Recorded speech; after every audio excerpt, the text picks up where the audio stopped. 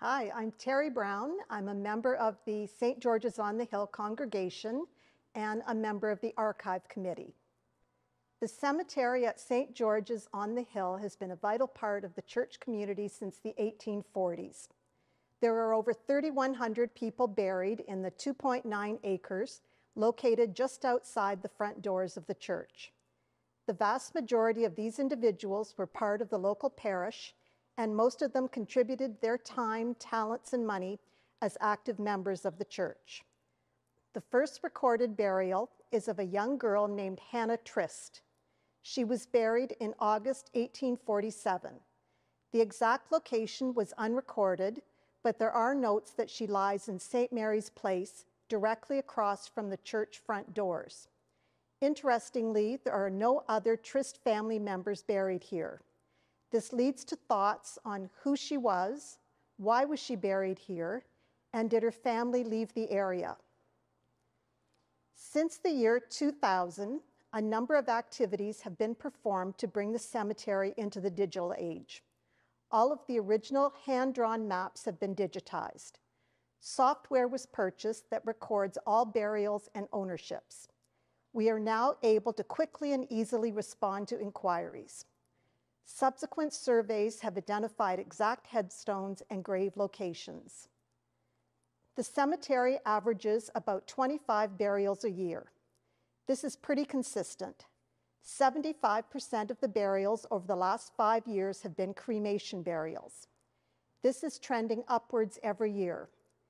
Given the trend for cremations versus caskets, we have identified areas for new cremation plots for sale. Plots were originally sold for $1.25. There are many plots in the cemetery that were purchased over 75 years ago but have never been used. For the 175th anniversary of the church, a memorial bench was placed in the cemetery to recognize the burials of what are identified as Jane and John Doe paupers and children who died at a young age. The township of Etobicoke purchased lots for this, but the burial names were not recorded and no markers exist. The church caretaker used to dig the graves and tidy up each fall and spring by cutting down weeds with a scythe and burning leaves and dry grass. Many of the older graves had a low chain fence hanging from stone posts around the plots. Early gravestones were made of marble. With time and acid rain, the engraved names faded away. The gravestones today are made of granite. Metal is discouraged because of thefts. The average price of a casket burial today is $16,000 and a cremation burial is $3,000.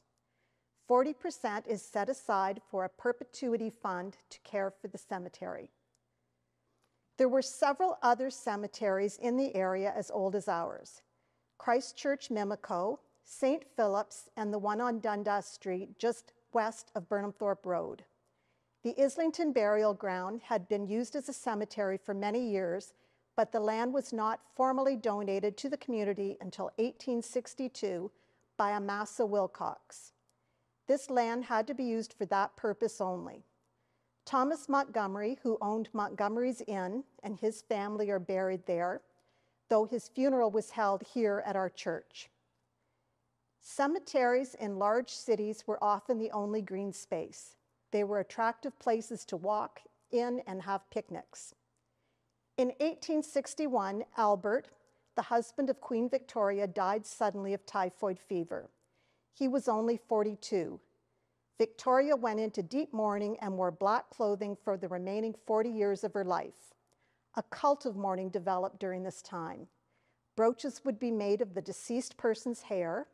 Men would wear a black armband, but women and children were expected to dress entirely in black, including jewelry which would be made of jet. Even babies' crib sheets were sometimes embroidered with black thread. Women would be in mourning for 2.5 years for a husband, 18 months for a child, 6 months for a brother or sisters, 6 weeks for a first cousin. Men could remarry at any time. This was often necessary because somebody would have to care for the children.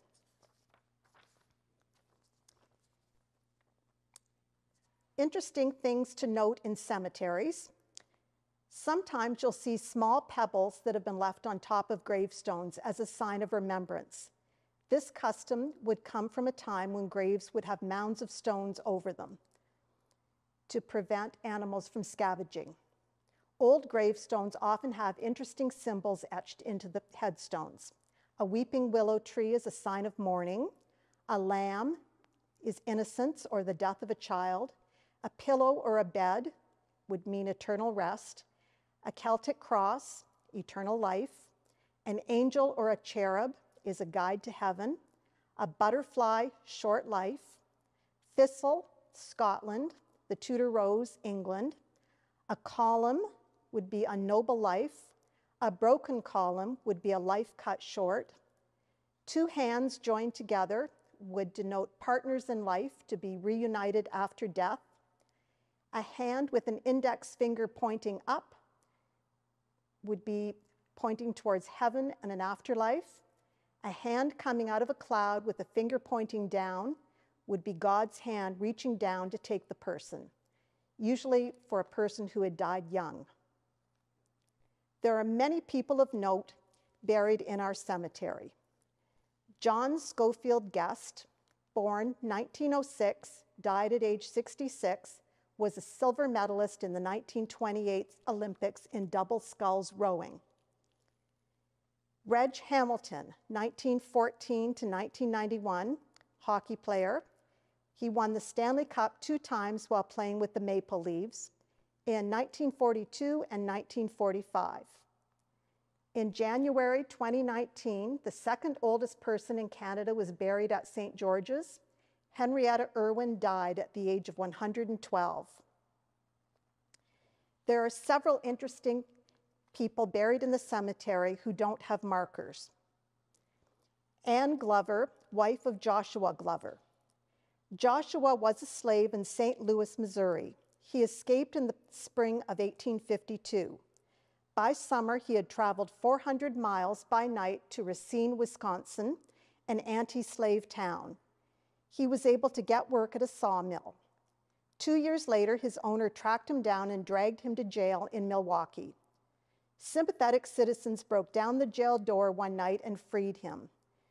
Through the Underground Railroad, he made his way to Canada in the spring of 1854. He ended up in the village of Islington and found work at Montgomery's Inn. He worked there doing odd jobs for about 20 years. There were 39 Black people living in the area at this time. Joshua married a white Irish woman called Anne. She died 10 years later at the age of 35. She's buried at St. George's in an unmarked grave. Joshua married again to another white Irish woman named Marianne. She is also buried here. Joshua was buried downtown at St. James Cemetery. The brothers Robert and Edward de Courcier.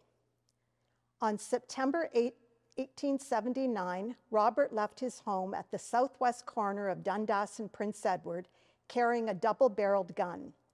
He walked east to the wagon shop on the north side of Dundas where his brother Edward worked. His brother wasn't there. When he did arrive, Robert shot him dead. Robert left, stopped 4 doors down in front of the Methodist church, and put something in his mouth. He went home and laid down. He was found a short time later frothing at the mouth. He had ingested prussic acid or hydrogen cyanide. The local doctor saved his life and he was arrested. The de Courcier parents were deceased and buried at St. George's already. The father had committed suicide by taking prussic acid. Robert would not give a reason for shooting his brother and was convicted of murder to be executed. Shortly before the execution date, he finally gave an interview to a reporter. Robert explained that he had been engaged to Mary Mills for a year. He needed to leave the area to work in Meadowvale in order to support his 2 brothers. While he was away, Edward sold all of Robert's possessions and told Mary that Robert no longer cared for her. He began wooing her himself and promised to marry her. When she became pregnant, Edward jilted her. Robert returned on the same day when Mary was giving birth to Edward's son, and to find his possessions gone. The day before his execution, he ingested prussic acid again, and this time he died. It's not known how he got the prussic acid while in jail. The bodies of executed men were buried in the jail cemetery. The townspeople, though, were sympathetic to Robert and requested that he be buried at the church cemetery in the family plot, along with his parents and brother Edward. There is no burial record for him at St. George's. John Dillon Evans. In 1879, he came to Islington and married Isabella Beatty. He was involved in local politics as a justice of the peace, a councillor, a reeve. His house had been on the south side of Dundas, next to the Methodist Church manse. The house has been torn down, but the building housing the manse is still there at 4879 and 4881 Dundas. There is a mural of the manse on the side of the building. John Appleby. In 1887, he bought a 200-acre farm from the Musson estate. The land was between present-day Islington and Kipling, north of Burnhamthorpe up to Bywood. In 1900, he retired and moved to Lambton Mills. His son William took over the farm. When his father died, William sold the land for the development of the Islington Golf Course. He retained a strip of land along the west side of Islington. The building of the golf course was delayed by World War I. The remaining land along Islington was subdivided into deep lots and sold to market gardeners. He kept 6 acres closer to Dundas Street. William was the first person in Islington to own a car, a 1917 Chevrolet. In 1920, he built a new modern home with a furnace, indoor plumbing, an ice house, and a garage, with a box stove to keep the car radiator from freezing. His daughter Mary eventually sold the last 6 acres, and a strip plaza was built along the north side of Dundas. She obtained a law degree and helped create the Etobicoke Historical Society and was involved in the preservation of Montgomery's Inn. She died in 2003 at the age of 93. William Dunn. He purchased the Islington General Store at the corner of Dundas and Burnhamthorpe. He also took over as postmaster in 1906. The family lived on Burnhamthorpe Crescent. Robert Tyre. In 1872, Robert Tyre purchased a 15-acre plot of land at the southwest corner of Islington and Dundas. The land dropped down behind the house into the valley. It was very fertile muck soil. He grew many types of vegetables, but his most important crop was celery. He would cover the stalks with white paper, resulting in plants that produced less chlorophyll and had a sweeter taste. Every summer, retailers would drive for miles to buy Tyre's high-quality product. In 1910, he was honored when the Ontario Celery Association held their annual meeting on his property. Only the wealthy could afford celery. It would be served whole with the leaves attached in a tall cut glass vase. By the 1920s, cheaper varieties became available and it was not as valued. There is no longer an Ontario Celery Association. Samuel Wood. Samuel Wood made his fortune in New York and Philadelphia textile markets in the 1830s.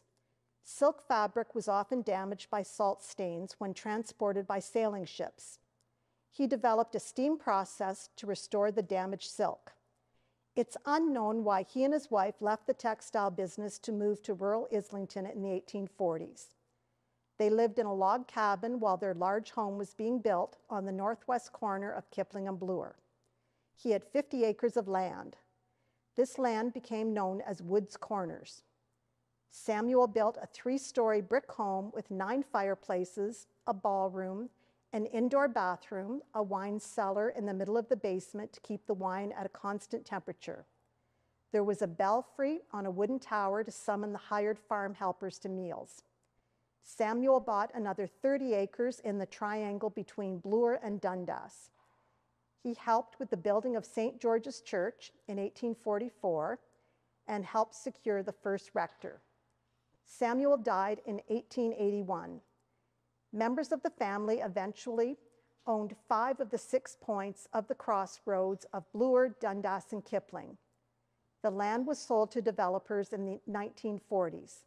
The house was demolished in 1965 in order to build the 6 Points Plaza. Most of Wood's Corners was expropriated with the widening of Bloor, Dundas, and Kipling and the construction of the Spaghetti Junction in the 1960s. In 2019, the confusing Spaghetti Junction was removed and realigned. There are 2 windows dedicated to the Woods family in the church.